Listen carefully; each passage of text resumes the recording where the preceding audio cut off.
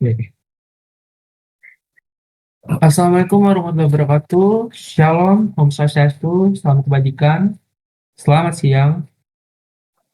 Saya Tommy Sumihar Simanjuntak dari kelas 15 6B05 dengan NIM 15230453. Lalu selanjutnya ada teman saya yaitu Perkenalkan, nama saya Gadinandi Pratama dari kelas 156B05 dengan NIM 15230549. Selanjutnya, Baik, perkenalkan saya adalah Raditya Putra Pratama dari kelas 156B05. NIM saya itu 15230422 dan berikutnya adalah Perkenalkan, nama saya Ibtu Munahak dari kelas 15 6B05 dengan NIM 15230779. Assalamualaikum warahmatullahi wabarakatuh. Nama saya Muhammad Gil Ramadan dengan NIM 15230895 dan baik, itu adalah perkenalan anggota kelompok kami dan di sini kami ingin mendemonstrasikan atau kita di sini membuat video mempresentasikan tugas implementasi cloud computing untuk pertemuan 13 dan 14, yaitu membangun layanan cloud storage pribadi menggunakan OnCloud. Lalu kita juga mendemonstrasikan cara manajemen filenya di dalamnya. Baik, kita akan saja langsung ke videonya. Oke, sebelum kita mulai instalasinya, saya akan menjelaskan dulu sedikit tentang cloud computing dengan OnCloud. Sebenarnya cloud computing ini bukan hal yang asing, hampir semua orang pasti pernah pakai. Kayak contohnya tuh Google Drive atau Dropbox. Jadi intinya kita bisa nyimpen file di internet dan nanti filenya bisa dibuka lagi kapan aja dari HP, laptop, atau perangkat lain. Nah, kalau OnCloud ini konsepnya hampir sama kayak Google Drive. Bedanya OnCloud itu bisa kita kelola sendiri. Jadi servernya milik kita, datanya juga kita yang pegang. Makanya OnCloud sering dipakai kalau sebuah perusahaan atau instansi ingin data mereka lebih terjaga. Di tugas ini kami mencoba bikin cloud storage pribadi menggunakan OnCloud supaya bisa memahami gimana cara kerja cloud dan gimana proses pembuatannya. Kenapa pakai Docker? Nah, sebenarnya OnCloud bisa aja diinstal secara manual, tapi kalau manual kita harus install banyak komponen satu-satu dan itu lumayan makan banyak waktu. Belum lagi kalau ada versi yang nggak cocok, biasanya malah jadi error. Makanya kami pilih pakai Docker. Anggap aja Docker itu kayak satu paket yang isinya udah lengkap. Jadi kita tinggal jalanin aja, nanti OnCloud sama sesuai kebutuhan langsung ikut jalan. Jadi menurut kami cara ini lebih cepat, lebih praktis, dan lebih kecil kemungkinan ada masalah waktu instalasinya. Untuk melangkah-langkah sendiri, kami ikuti dokumentasi resmi OnCloud. Nah, oke, baik. Selanjutnya akan dijelaskan teman saya tentang download dan install Docker. Oke, jadi sebelum mulai ini kita buka Chrome dulu. Nah, di sini kita di Chrome nih mau download Docker, install Docker. Nah, di sini ketik aja download Docker di Google, terus nah nanti muncul websitenya, tuh website Dockernya, itu Docker Desktop yang www.docker.com. Nah, langsung klik aja. Oke, ini lagi loading. Nah, ini dashboard dari web Dockernya. Nah, oke, nah di situ ada tulisan download Docker Desktop tuh. Nah, itu di situ kita pilih tergantung mau yang mana. Nah, di sini kita pilih yang for Windows AMD 64. Nah, oke, udah diklik dan filenya langsung ke download. Oke, baik, kita tunggu ini sampai downloadnya selesai.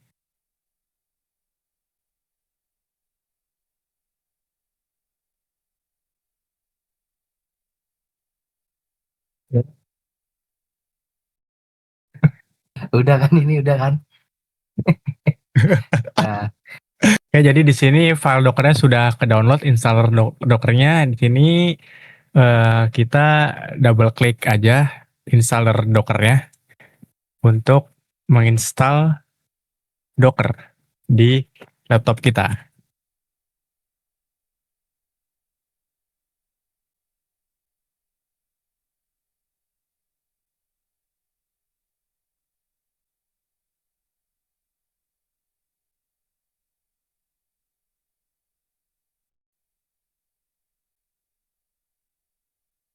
Oke, jadi sudah muncul ya di sini configuration dari Dockernya.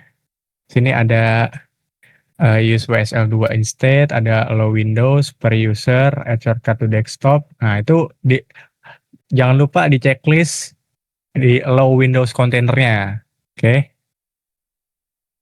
Oke, ini akan sedikit terrestart ya. Kayak jadi hitam begini. Ini bukan laptop yang restart, cuma proses konfigurasi dari Dockernya.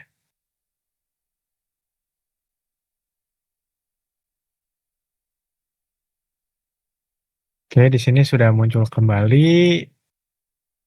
Kita tunggu. Oke, nah di sini sudah mulai unpacking files.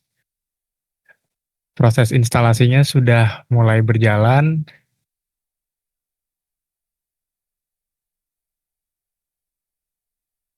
Dan kita akan tunggu prosesnya sampai selesai.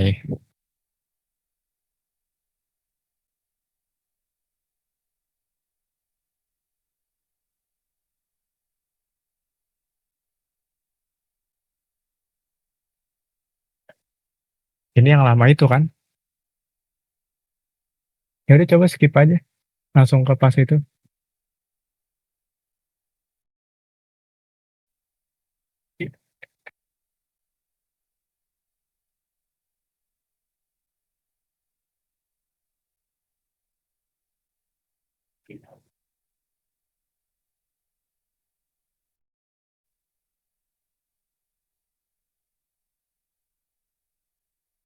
Oke, jadi sekarang udah masuk ke tahap installing ya. Itu ada tulisan deploy komponen, installing komponen, dan add user to Docker, dan bla bla bla.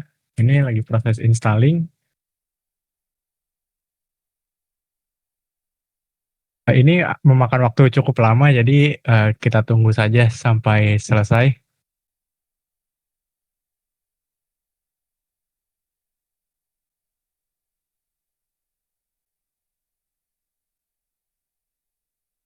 Ini yang di skip, iya skip aja ini kalau yang lama-lama gini.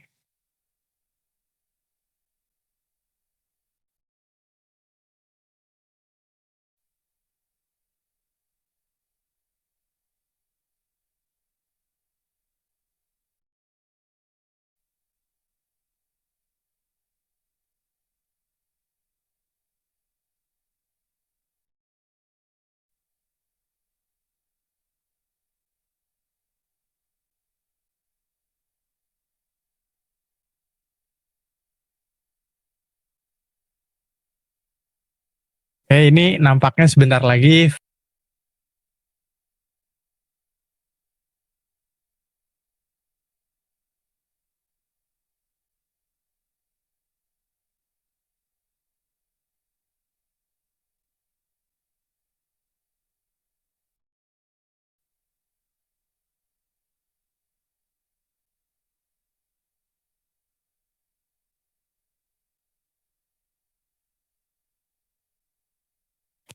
Oke, jadi di sini proses installingnya akan segera selesai. Kita tunggu sebentar lagi. Di sini sudah deploying komponen, sudah mulai install Docker CLI dan lain-lain. Kita tunggu sebentar lagi.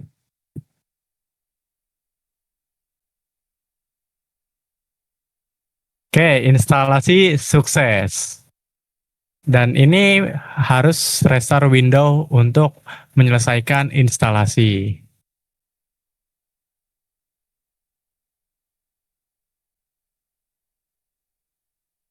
Jadi kita akan merestart laptop terlebih dahulu.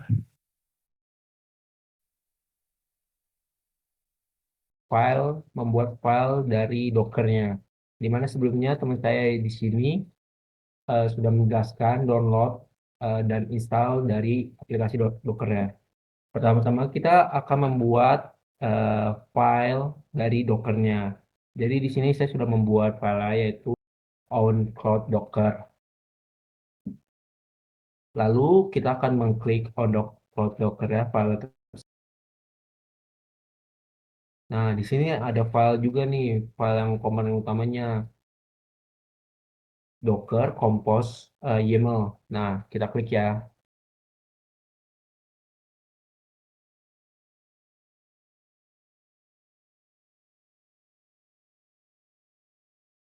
Nah, di sini kan ada kelihatan di mana tadi ada service, version, overclock, image, port, environment. Nah, di sini saya akan menjelaskan bagian-bagiannya.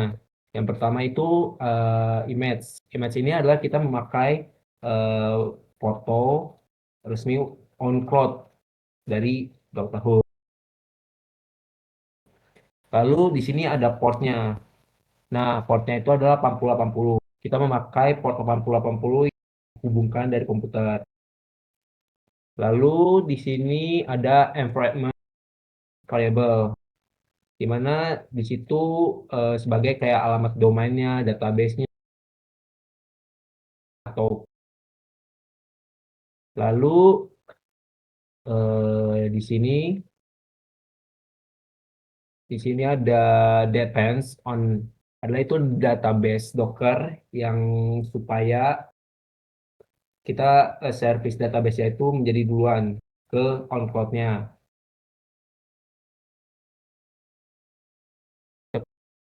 Nah,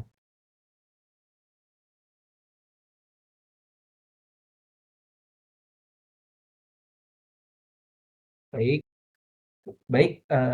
Selanjutnya kita akan open komen komen yaitu cmd yang untuk kita membuat Docker itu. Nah, kita ke command prompt, kita jalan seperti sebagai admin. Jadi terlihat ya, sebelum kita memulai ininya, kita terus strip 2 tanda penghubung install. Nah, ini kan belum bisa ya, belum bisa ya. Kita coba,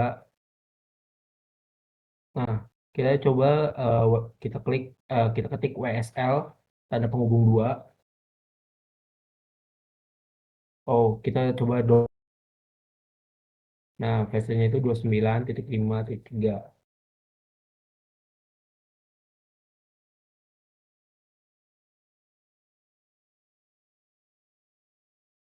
Lalu kita cek juga Docker run ya. Hello world, kita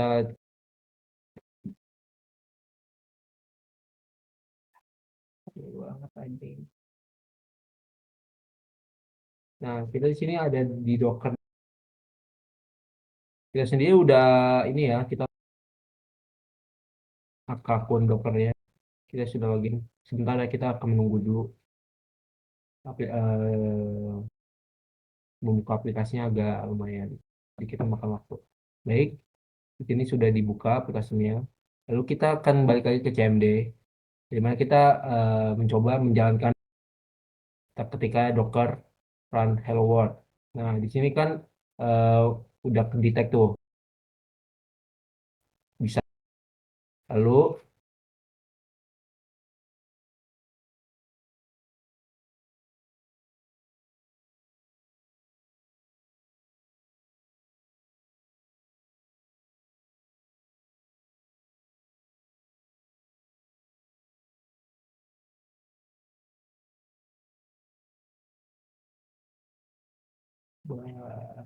Wah, ini udah sini. Nah, ini kan udah ada ya on cloud Dockernya ya. Nah, kita coba bikin Docker Compose out dari websitenya. Seperti di Drake itu bisa dibuat. Nah, kita kembali lagi ke VS Code, di mana tadi ada file yang saya bilang tadi, yang saya jelaskan.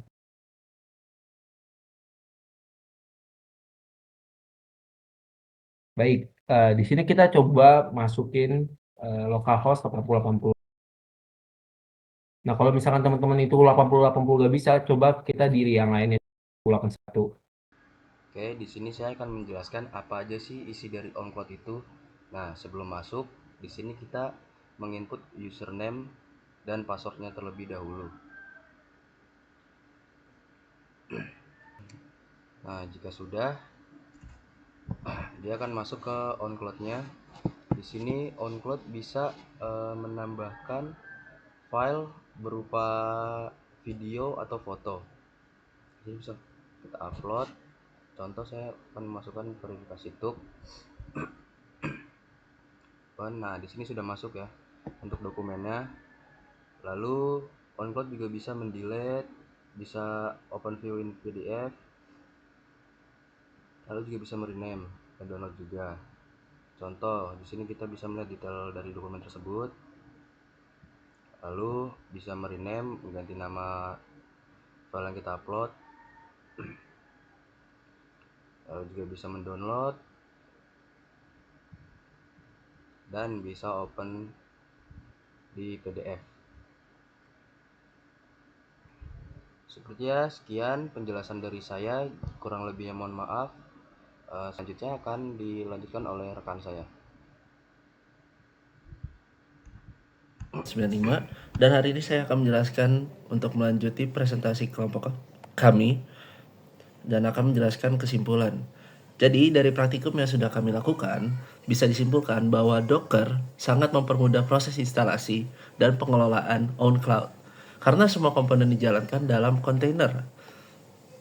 Setelah berhasil diimplementasikan, OnCloud dapat digunakan untuk mengelola file mulai dari upload, download, membuat folder, berbagi file, hingga menghapus file dengan mudah. Jadi, melalui praktikum ini, kami juga jadi lebih memahami penerapan cloud computing dan kontainerisasi dalam membangun layanan penyimpanan data yang efisien, mudah dikelola, dan dapat dikembangkan untuk kebutuhan yang lebih besar. Cukup sekian penjelasan kami untuk hari ini. Terima kasih sudah mendengarkan. Assalamualaikum warahmatullahi wabarakatuh.